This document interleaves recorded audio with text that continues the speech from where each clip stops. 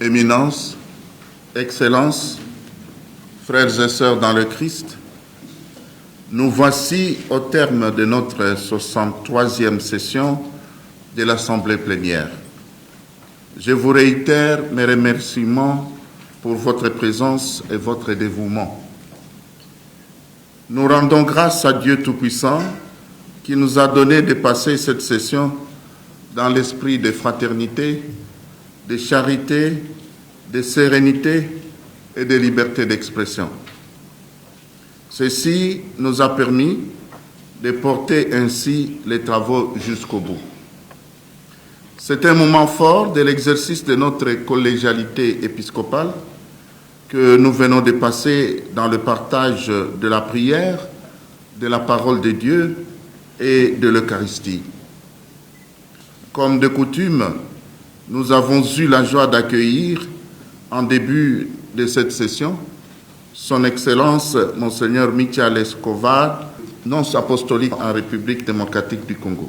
Ce qui a constitué pour nous l'occasion d'exprimer, une fois de plus, notre indéfectible attachement au successeur de Pierre. Dans le cadre de cette 63e session, placée sous le thème de la synodalité, que nous voulons effective dans l'Église Famille de Dieu en RD Congo, l'Assemblée plénière a reçu les rapports de nos 12 commissions épiscopales.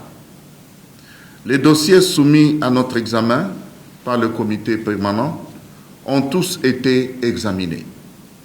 Nous avons ainsi adressé une exhortation aux personnes consacrées en tant que témoins et artisans de la synodalité, missionnaires de l'espérance.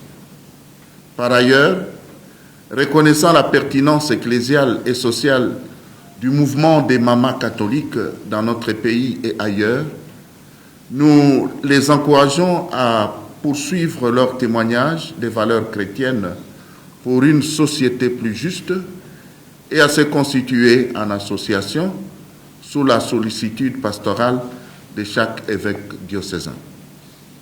Il en est de même pour les autres mouvements d'action catholique, notamment Kiro Congo et Bilengue Amwinda, qui ont soumis leur statut à la SENCO pour une reconnaissance nationale et l'accompagnement pastoral.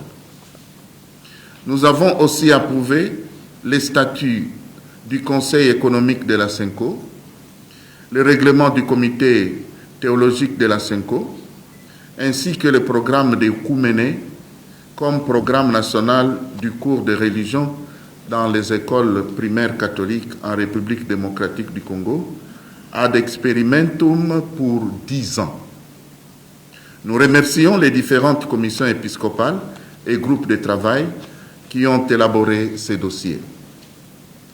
L'Assemblée plénière a aussi accédé à certaines informations de la part des structures et services de l'Église, notamment le secrétariat général de la SENCO, le sanctuaire national Bienheureuse Anouarité, l'association des conférences épiscopales de l'Afrique centrale, les œuvres pontificales missionnaires, ainsi que l'institution financière pour les œuvres de développement, IFOD en sigle.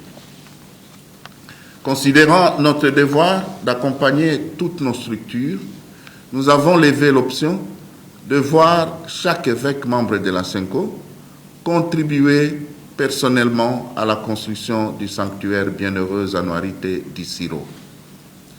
Une fois encore, notre attention a été fixée sur la situation sociopolitique de notre pays. Tant de défis s'imposent à nous sur plusieurs plans, sociopolitiques, socio-économiques, sécuritaires et humanitaires, ainsi que sur le plan des droits humains. Face à ces défis de taille qui menacent la cohésion nationale et l'intégrité du territoire national, nous nous sommes invités à rester vigilants et à continuer, sous la mouvance de l'Esprit Saint, à œuvrer pour l'avènement d'une paix durable dans notre pays et dans la sous-région des Grands Lacs. Mus par cette sollicitude pastorale à l'égard du peuple congolais, confiée à notre charge pastorale, nous avons prié pour tous nos frères et toutes nos sœurs, particulièrement ceux et celles qui sont dans les zones sinistrées par les affres de la guerre et de l'activisme des groupes armés locaux et étrangers. Avant de clore notre propos, nous voulons, au nom des archevêques et évêques membres de la SENCO, exprimer notre reconnaissance aux secrétaires des commissions et aux autres services centraux de l'Église qui sont arrivés au terme de leur mandat statutaire.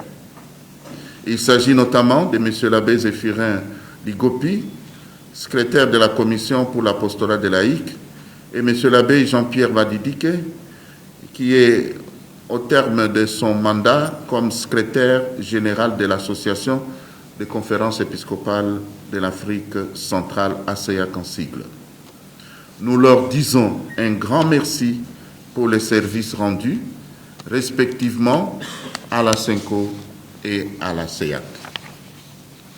À ceux qui ont été élus ou nommés, nous souhaitons un fructueux ministère au sein des structures centrales de l'Église Famille de Dieu qui est en RD Congo. Éminence, Excellences, chers frères et sœurs, il ne me reste plus qu'à vous renouveler ma profonde gratitude pour la disponibilité dont vous avez fait preuve en répondant à notre invitation. C'est un témoignage d'un réel sens de l'Église.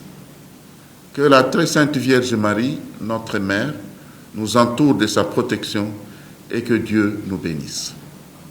Sur ce, je déclare clos les travaux de la 63e Assemblée plénière de la SENCO. Je vous remercie.